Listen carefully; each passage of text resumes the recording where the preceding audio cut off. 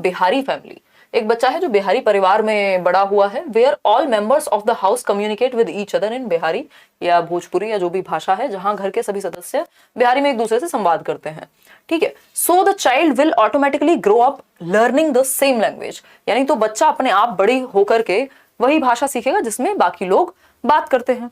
इतनी बात क्लियर है, कोई दिक्कत परेशानी इस बात को समझने में नहीं है।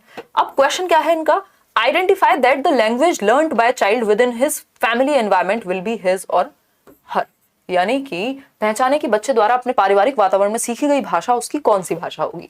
तो क्षेत्रीय भाषा यानी रीजनल लैंग्वेज होगी, फर्स्ट लैंग्वेज यानी आपकी पहली भाषा होगी, या फिर सी स्कूल लैंग्वेज, या फिर सेकेंड लैंग्वेज। अब मजेदार बात यह है कि आप सभी गलत उत्तर दे रहे हैं।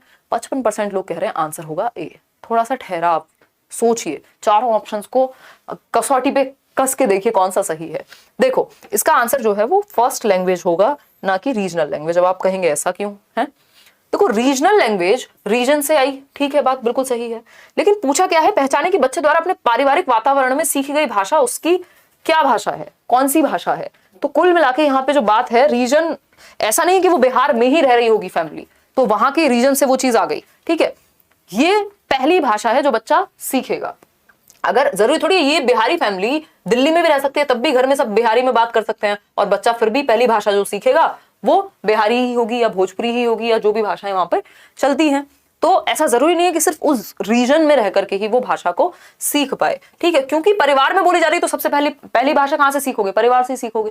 तो इसलिए बी ऑप्शन, स्कूल लैंग्वेज तो हो नहीं सकती। सेकंड लैंग्वेज ऐसा यहाँ पे कुछ लिखा नहीं है कि पहले से बच्चे को कोई भाषा आती है, तो ये पहली भाषा है, या मातृभाषा भी आप इसको कह सकते हो, है ना। अगर पहली भाषा ऑप्शन में नहीं होता तो हम इसको क्षेत्रीय भाषा या रीजनल लैंग्वेज कह देते, बट क्योंकि ये जरूरी नहीं है कि वो उसी रीजन में रह करके सीख रहे हैं। गलत नहीं है फर्स्ट ऑप्शन, बट पूरी तरह से अप्रोप्रिएट नहीं है बी ऑप्शन के सामने, ठीक है। तो राइट आंसर क्या हुआ, बी ऑप्शन। जो बेस्ट ऑप्शन होगा वही हम उत्तर करते हैं क्वेश्चन के अकॉर्डिंग। क्वेश्चन नंबर 2 देखिएगा, एक बार पढ़िए और समझ जाइए कहानी को।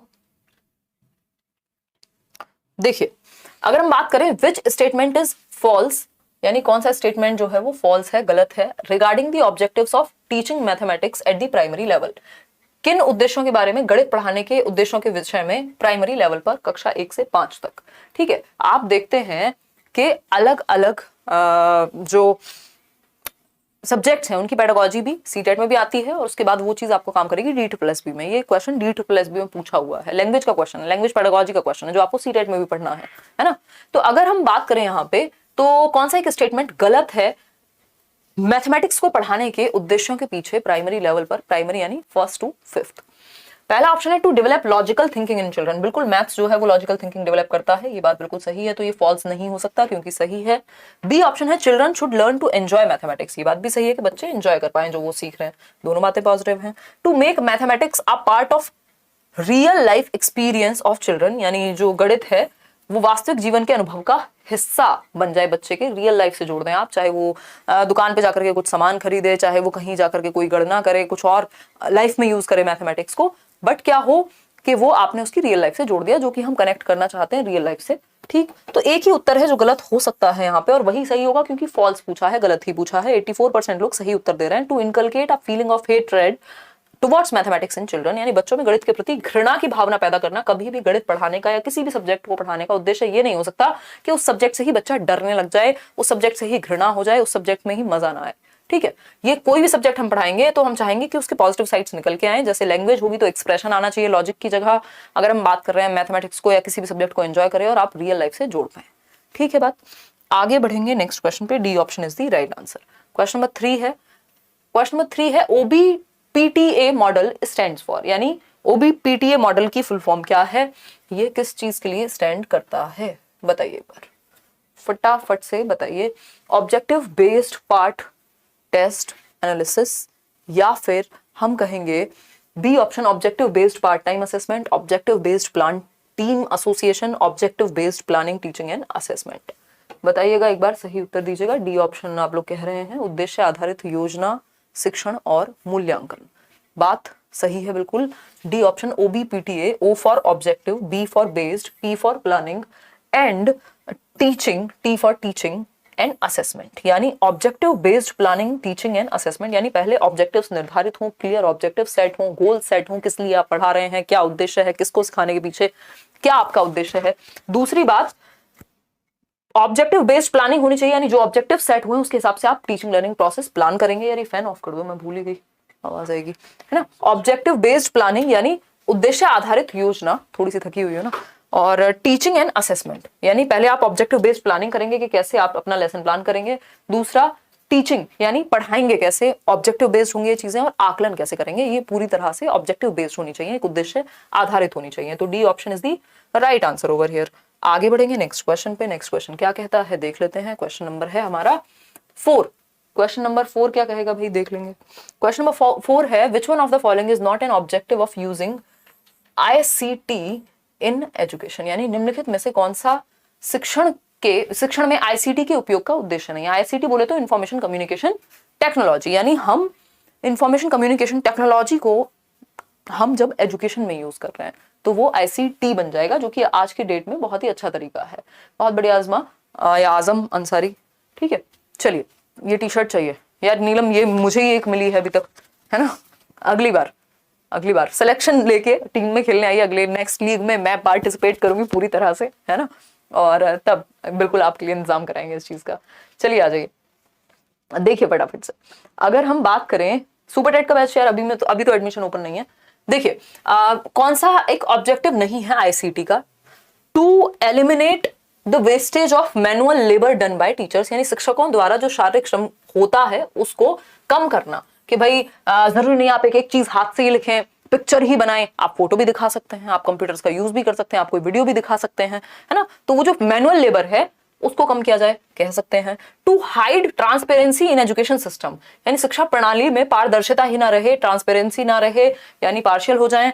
या फिर to ameliorate the quality of teaching in remote areas, यानी दूर दराज के क्षेत्रों में शिक्षण की गुणवत्ता, बिल्कुल आप देखते हैं कि आज रिमोट एरियाज में भी हो सकते हैं कई लोग ऐसे हों जो बहुत दूर किसी गांव से, किसी शहर से, किसी रिमोट एरिया से ये वीडियो देख रहे हो। किस वजह से? ICT के माध्यम से हमने कैमरा को, हमने बोर्ड को, हमने टेक्नोलॉजी को यूज किया है एजुकेशन में, ठीक है। और ये एजुकेशन टेक्नोलॉजी का ही हिस्सा होती है ICT। To provide accessibility through online medium of education, बिल्कुल सही बात है। लेकिन to hide transparency in education system, यानी शिक्षा प्रणाली में पारदर्शिता ना रखना, ये गलत तरीका है, ठीक है ना। To eliminate the wastage of manual labour done by teachers, सही है, बट सबसे बड़ी प्रॉब्लम है टू हाइड ट्रांसपेरेंसी। ट्रांसपेरेंसी तो होनी चाहिए ना, क्लैरिटी तो होनी चाहिए ना।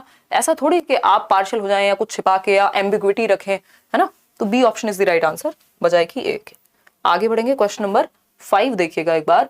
The child learns his dash language primarily from dash and dash, यानी बच्चा मुख्य रूप से डैश भाषा, देखिए the child learns his second language parents और ग्रैंड पेरेंट्स से नहीं। सेकंड लैंग्वेज तो हो सकता है स्कूल से सीखे, हो सकता है घर से भी सीख ले, बट अभी पता नहीं है हमें।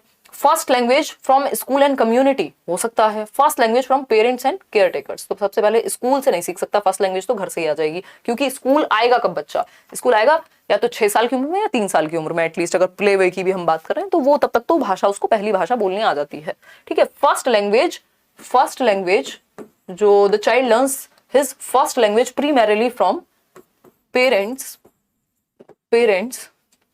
एंड फैमिली, कहां से? परिवार और अभिभावकों से, जिनके भी पास वो रहेगा, जो भी उसके गार्जियंस हैं। तो C option is the right answer, या बेहतर ऑप्शन है। क्योंकि सेकंड का पता नहीं, सेकंड लैंग्वेज सीख सकता है फैमिली से, लेकिन फर्स्ट 100% फैमिली से ही सीखेगा। तो फर्स्ट ऑप्शन से सी जो है वो मच बेटर है, इसलिए हम सी के साथ जा रहे हैं। नहीं तो हो सकता है सेकंड लैंग्वेज भी घर से ही सीख जाए, घर में 2 भाषाएं बोली जाती हूँ, कोई दिक्कत नहीं है। बट सेकंड हो सकता है वो दूसरी जगह से सीखे, लेकिन फर्स्ट तो घर से ही सीखनी पड़ेगी, तो इसलिए सी ऑप्शन मच बेटर है। क्लियर बात है। बच्चा मुख्य रूप से प्रथम भाषा या पहली भाषा, अगर हम बात करें पहली भाषा होगा यहाँ पे, इसको ठीक कर लेना, हिंदी में गलत ट्रांसलेशन है इसका, माता पिता और आपके केयर टेकर्स से सीखेगा, ठीक है। हिंदी में इसको ठीक कर लेना, हिंदी में इसकी ट्रांसलेशन में गड़बड़ है, ठीक। आगे बढ़ेंगे नेक्स्ट क्वेश्चन पे। बात आप समझ गए होंगे, इंग्लिश में भी बेसिक बात है। क्वेश्चन नंबर 6 देखिएगा एक बार। Question number 6 says ICT promotes, अभी बताया आपको ICT क्या है, इंफॉर्मेशन कम्युनिकेशन टेक्नोलॉजी, यानी जब हम टेक्नोलॉजी का यूज एजुकेशन में कर रहे हैं अपनी बात को पहुंचाने के लिए, कम्युनिकेट करने के लिए, इंफॉर्मेशन प्रोवाइड करने के लिए बच्चे को, तो वो बन जाता है इंफॉर्मेशन कम्युनिकेशन टेक्नोलॉजी, जिसके माध्यम से आप जो है देख पा रहे हैं। ठीक है, विवाह में बहुत इंटरेस्ट है आपको, है ना। अच्छा, एक और चीज, आज मुझे एक मेल आया कि कुछ फ्रॉड चल रहा है, कोई letslearn.co.in, हम इसको कंप्लेंट भी डालेंगे और रिपोर्ट भी करेंगे इस चीज पे।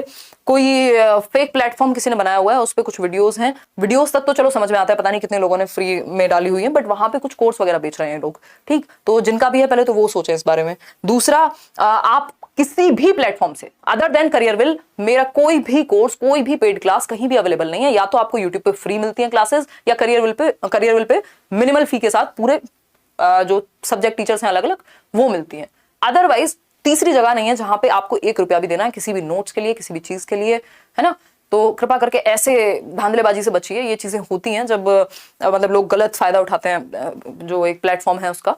तो ध्यान रखिए, पैसे बर्बाद मत करिए इधर उधर। फिर वहां पे सबसे बड़ी बात है उनको क्लास भी नहीं दी, ठीक। तो ये सब चीजों का ध्यान रखिए थोड़ा सा। Other than Careerwill app, I am nowhere to teach, at least अपनी बात कहने के लिए या कुछ भी हो सकता है, पढ़ाने के लिए मैं किसी भी प्लेटफॉर्म पे नहीं हूं। या तो लेट्स लर्न या करियरविल, ठीक।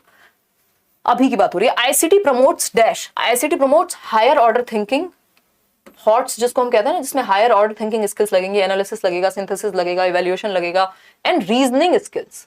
क्या है? रीजनिंग स्किल्स, तर्क की क्षमता बढ़ेगी आपकी, क्योंकि आपको तरह तरह की इंफॉर्मेशन, तरह तरह का डेटा मिलेगा, आप कंपेयर कर पाएंगे, आप समझ पाएंगे चीजों को, ठीक है। तो हायर ऑर्डर थिंकिंग स्किल बढ़ेगी। अब देखिए ना, आप इंटरनेट जब से आया, अगर आप इसको सही तरीके से यूज कर रहे हैं, कितनी सारी वेबसाइट्स हैं, कितनी सारी चीजें हैं जिनको अगर आप एजुकेशन में यूज करते हैं तो आपकी समझ बेहतर होगी, है ना। आपकी थिंकिंग स्किल, आपकी डिबेटिंग स्किल, आपकी इंफॉर्मेशन, आपकी नॉलेज बेहतर होगी, ठीक है जी।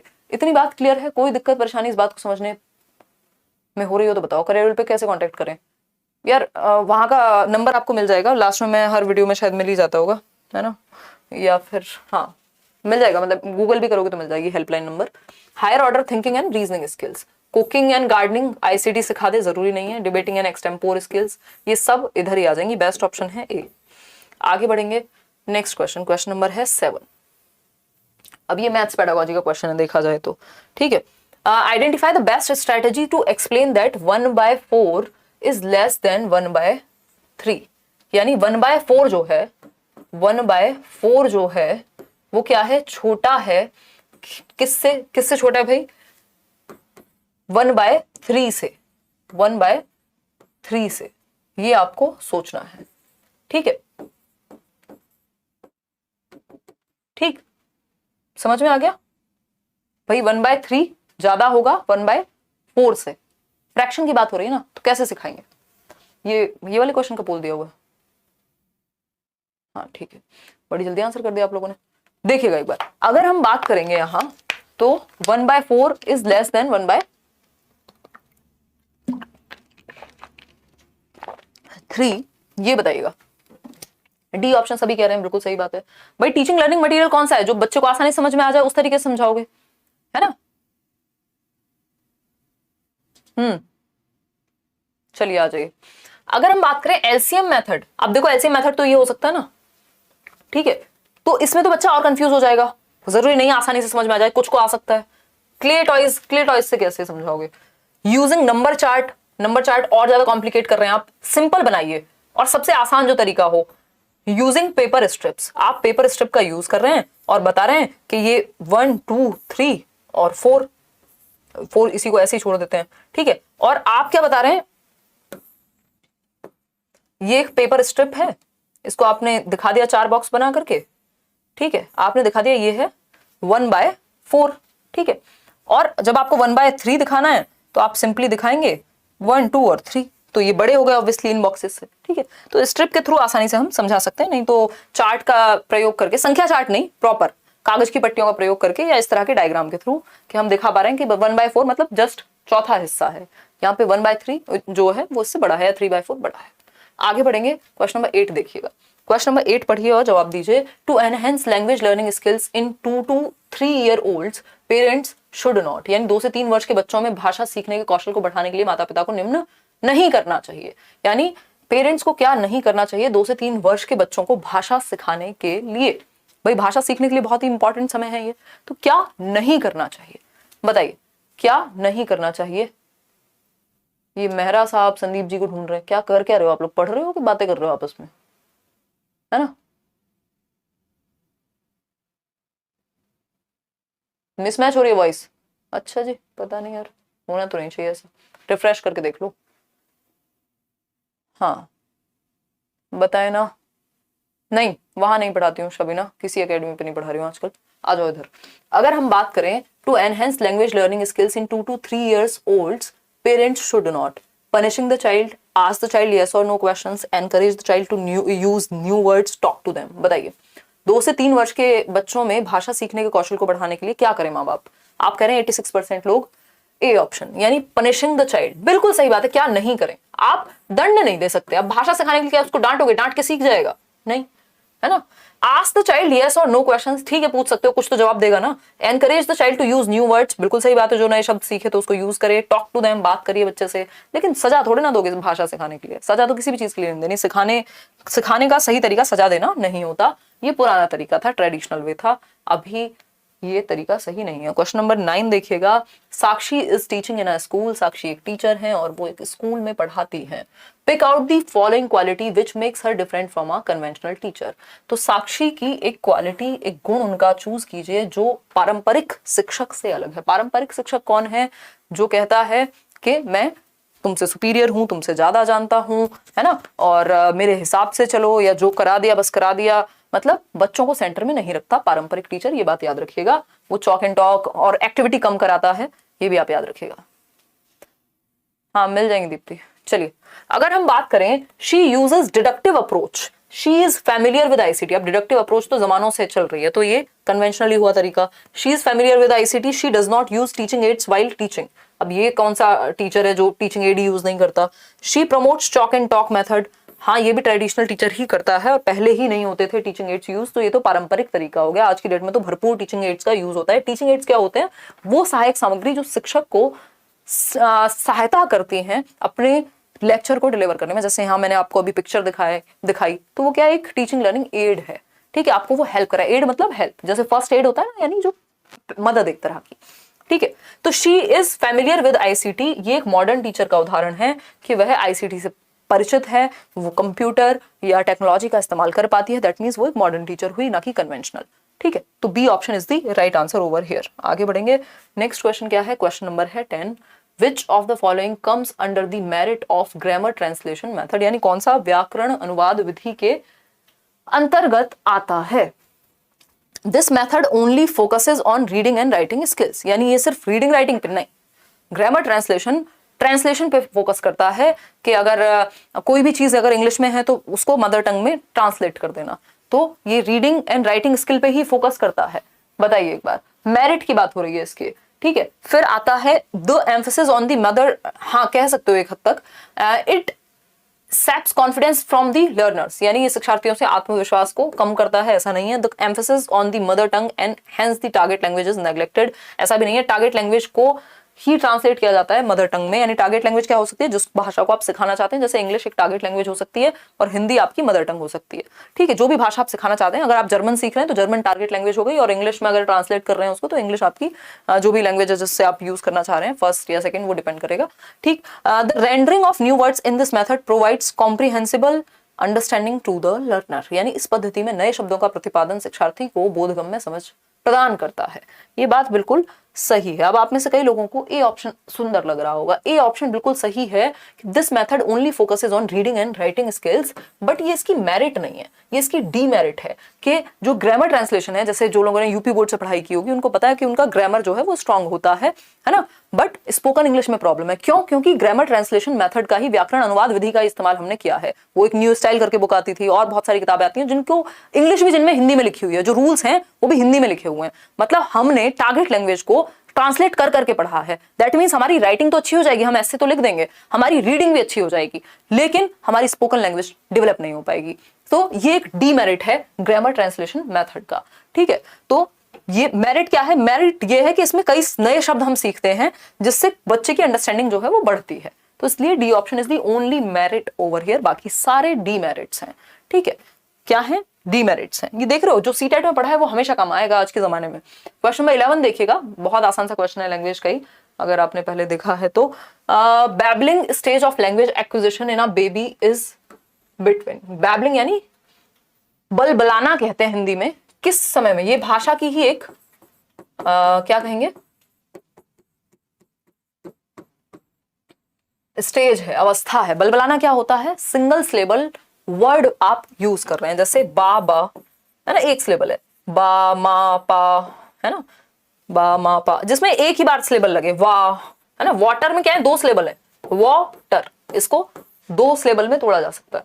तो सिंगल सिलेबल वर्ड्स को बच्चा सीख जाता है बैबलिंग में, है ना, बलबलाना जब वो शुरू करेगा। और ये सेकेंड स्टेज है किसकी, भाषा की या बोलने की, लैंग्वेज की, जिसमें पहली स्टेज होती है कूइंग। कूइंग मतलब कूकना, बच्चा का पा कुछ भी आवाज निकालेगा जिसका कोई मीनिंग नहीं है, ठीक है। तो ये 6 महीने से 8 महीने, ये होती है 6 मंथ्स में बैबलिंग। और जो कूइंग मैंने आपको बताया, कूइंग है आपकी, अभी मैं लिख भी दूंगी, चलो ये स्टेजेस 6 से 8 महीने में आपकी बैबलिंग आएगी। सिंपल आंसर है। आप लोग कंफ्यूज क्यों हो रहे हैं, 0 to 3 मंथ्स में तो आपकी कूइंग आएगी, ये 3 वीक्स में कूइंग आती है ना, 6 वीक्स, सॉरी 6 वीक्स लगेंगे उसको, ठीक। तो C option is the right answer. Babbling जो है 6 महीने के समय में आएगी, 6 से 8 महीने में। समझिएगा एक बार, देखो 9 से 12 महीने इसलिए नहीं हो सकता क्योंकि ये तो वन वर्ड स्टेज हो जाएगी, ठीक है। 4 to 7 में तो पूरे उसको वोकैब उसकी आ जाएगी। 0 to 3 में कोइंग आएगा, इसलिए सिर्फ एक ही ऑप्शन बचता है, तो इसलिए एलिमिनेट करना सीखिए, ठीक है। इसको ऐसे समझते हैं, अगर हम लैंग्वेज की स्टेजेस की ही बात कर रहे हैं तो हम बात करते हैं कूइंग की। कूइंग होता है कूकना, जब बच्चा का पा चा कुछ भी आवाज निकालेगा, है ना। ये हो जाती है आपकी 6 वीक्स में शुरू, 6 हफ्ते मतलब लगभग 1.5 महीने के आसपास। तो 1.5 से ये 3-4 महीने तक, 6 महीने तक चलेगी। अब आएगी आपकी क्या, बैबलिंग, बलबलाना जिसको हम कह रहे हैं, ठीक है। बलबलाना, हिंदी वाले परेशान ना हो, ऐसे ही समझ लें। तो ये जो बैबलिंग है ये आती है आपकी 6 मंथ्स तक, आते आते 3 से 6 महीने के बीच में, या 6 से 8 महीने कह सकते हैं इसको हम, 6 महीने मान लेना इसको, 6 मंथ्स ही मान के चलना, 6 से 8 महीने, है ना, क्योंकि 3 महीने तक तो वही चलेगा, 1.5 से 3 महीना कूइंग चलेगी। फिर आती है आपकी फर्स्ट स्टेज है कूइंग, बस आवाज निकालना। बैबलिंग है थोड़ा सिंगल सिलेबल वर्ड, बा मा पा, पहले तक प कुछ भी, ठीक है। फिर आगे बढ़ेंगे हम, अब आती है वन वर्ड स्टेज, यानी एक शब्द अवस्था। ये है आपकी 1 ईयर के अराउंड आएगी, 1 से 1.5 साल में, 1 ईयर में वन वर्ड स्टेज आ जाएगी, जब बच्चा पापा, पानी, मम्मी इस तरह के शब्द पूरे पूरे बोलने लगेगा। फिर आती है आपकी नेक्स्ट स्टेज, जिसको 2 वर्ड स्टेज या फिर टेलीग्राफिक स्टेज कहते हैं। टेलीग्राफिक स्टेज कहते हैं। ये 18 से 24 महीने के बीच की होती है ना, 18 to 24 मंथ्स, यानी 1.5 साल से 2 साल का समय है। ये वो पहली स्टेज है जब वो नए सेंटेंस बच्चा बनाना सीखेगा, 2 शब्दों को जोड़ के नया सेंटेंस बनाना सीख जाएगा, है ना, 2 शब्दों को जोड़ के, by combining 2 words. Telegraphic speech इसको कहते हैं, हिंदी में भी यही कहेंगे। बहुत अच्छी आवाज निकाल रही हूँ, हाँ देख रहे हो आजकल फॉर्म में हूं मैं, है ना, डूब के पढ़ा रही हूँ बिल्कुल। देखो एक बार डिस्कस कर रही हूँ, देखो। तो ये हुई इंपॉर्टेंट बात, यहां से एक क्वेश्चन लैंग्वेज में बनता है, ठीक है।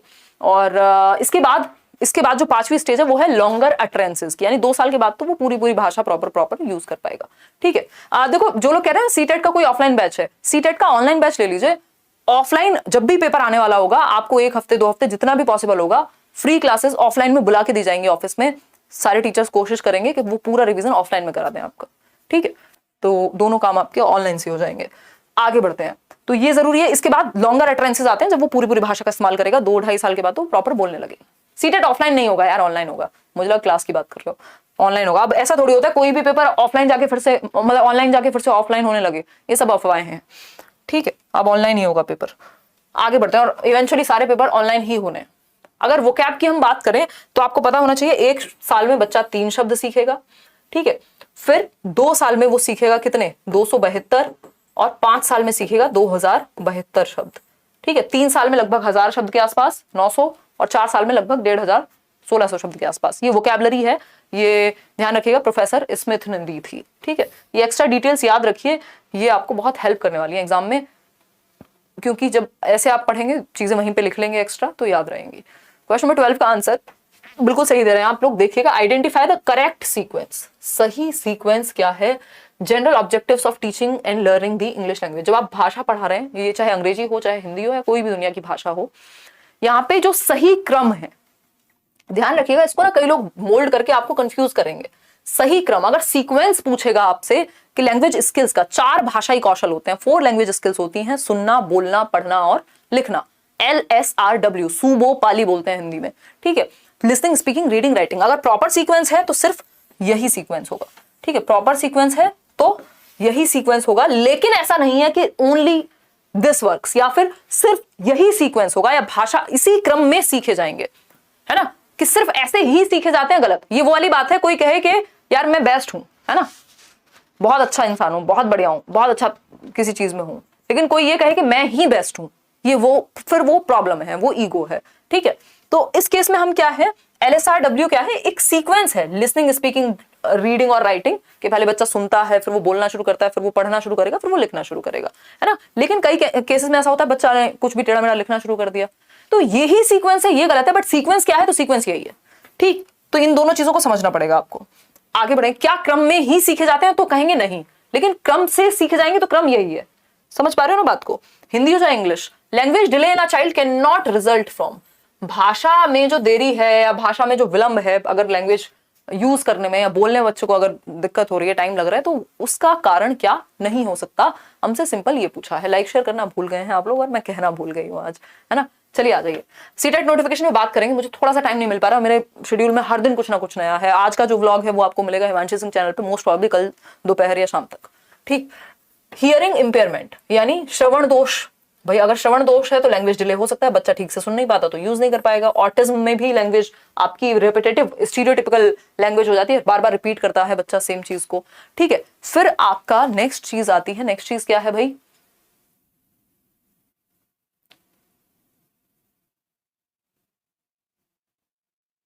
अच्छा अच्छा अच्छा, ठीक है, न्यूज फॉर एवरीवन। मान लिया आप मिले थे आज और व्हाइट टी शर्ट पहन रखी थी आपने, मिनिस्ट्री वाली, मान गए, है ना, याद है मुझे, बिल्कुल याद है, मैंने आपसे पूछा भी था। मेंटल रिटार्डेशन, अगर मेंटल रिटार्डेशन है तो, क्योंकि लैंग्वेज हमारे संज्ञान से, हमारे कॉग्निशन से, हमारे दिमाग से जुड़ी हुई है, तो अगर मेंटल रिटार्डेशन है तो प्रॉब्लम आ सकती है। लेकिन हेरिडेटरी डिजीजेस, बहुत सारी हेरिडेटरी डिजीज हो सकती हैं जिनमें जरूरी नहीं है कि आपकी लैंग्वेज डिले हो जाए, है ना। अलग अलग तरह की हेरिडेटरी डिजीज होती है लोगों को, तो जो आनुवंशिकता से अगर कोई प्रॉब्लम आ रही है तो जरूरी नहीं है कि वो उसमें भाषा में भी प्रॉब्लम आएगी, ठीक है। तो ये डी ऑप्शन यहाँ पे सही है कि हेरिडेटरी डिजीजेस जो है वो लैंग्वेज में प्रॉब्लम करेंगी ही करेंगी। कोई हेरिडेटरी डिजीज प्रॉब्लम कर सकती है बट सारी नहीं, ठीक। अब आता है question number 14, second last question है, the use of objective based teaching and testing does not include, यानी ऑब्जेक्टिव बेस्ड यानी उद्देश्यपूर्ण जो टीचिंग एंड टेस्टिंग है, डज नॉट इंक्लूड, ये वही है जो हम बात कर रहे थे ना शुरुआत में, ओबीपीटी या ओबीपीटीडी या ओबीडीपी, जो व्हाटएवर इट वाज, मेरे को एग्जैक्टली याद नहीं है सीक्वेंस। तो बेसिकली इसमें क्या था कि ऑब्जेक्टिव सेट होगा, objective based planning, assessment and something like that, ठीक है। तो याद है किसी को तो लिख दो एक बार, अभी शुरुआत में जो क्वेश्चन किया था, ठीक है। तो अगर हम बात कर रहे हैं objective based teaching and testing does not include, अगर ऑब्जेक्टिव बेस्ड आप पढ़ा रहे हैं और सिखा रहे हैं तो क्या इसमें इंक्लूड नहीं होगा, ये बिल्कुल कॉमन सेंस वाला क्वेश्चन है, ठीक है, भूल जाइए टर्मिनोलॉजी को। अश्योर्ड असेसमेंट्स वैलिडिटी यानी आश्वासित आकलन की वैधता, बिल्कुल के वैलिड होगा, अगर आकलन जो है वो वैलिड है, ऐसा नहीं है कुछ भी फर्जी दे दिया। जो पेपर अगर आपसे टीचर बनवाने की बात कर रहे हैं तो टीचिंग के ही क्वेश्चन देंगे, ऐसा नहीं है कुछ और उठा के यूपीएससी के दे देंगे, तो मतलब वैलिडिटी होगी पेपर की। एम्बिग्विटी ओवर सिलेबस, ये बिल्कुल गलत है, क्योंकि जब पहले से ऑब्जेक्टिव सेट हैं तो फिर एम्बिग्विटी या अस्पष्टता नहीं हो सकती सिलेबस में। अगर सिलेबस में अस्पष्टता है दैट मींस ऑब्जेक्टिव तो क्लियर थे ही नहीं, तो ये इसके साथ नहीं जाएगा, ठीक है।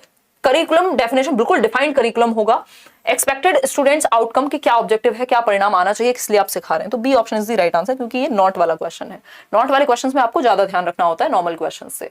क्वेश्चन नंबर 15 देखिएगा एक बार, ICT stands for dash and a byte consist dash bits, यानी आईसीटी का अर्थ है और एक बाइट में कितने बिट्स होते हैं, क्योंकि कंप्यूटर के भी क्वेश्चंस आजकल आते हैं, सीटेट में तो नहीं, ओबीपीटीए राइट, बहुत बढ़िया, objective based testing and assessment something like that,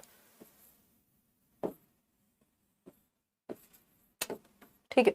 अगर हम बात करते हैं आईसीटी की, तो आईसीटी हमने आज ही डिस्कस किया है, information communication technology, information and communication technology को आईसीटी कहते हैं, और एक बिट में 8 बाइट्स होंगी, ठीक है, 8 बाइट्स होंगी एक बिट में। तो आप देखते हैं 64 बिट, 32 बिट, है ना, ये 8 के ही टेबल के हिसाब से चलता है ना, 8, 16, ये जो आप देखते हैं स्टोरेज भी बहुत सारे डिवाइसेस में जो आती है 8, 16, 64 या 32, 8, 16, 32, 64, 128, 512, है ना, इस तरह से। तो मतलब वो बिट्स जो है आपकी जो बाइनरी नंबर से बनी हुई है, 0 और 1 की फॉर्म में होते हैं, तो वो आईसीटी तो अलग हो गया यहाँ पे, एक बिट में सॉरी 8 बिट्स होंगी, एक बाइट में 8 बिट्स होंगे, दिमाग कहीं का कहीं है, ठीक है, एक तो सब्जेक्ट भी नहीं है। तो सिंपल है, ये बेसिक चीजें हैं जो हम याद रख सकते हैं। 8 बिट्स, इसमें एक 1 बाइट में, ठीक है, तो बाइट बड़ी यूनिट हो गई और बिट जो है छोटी यूनिट हो गई। तो B option is the right answer.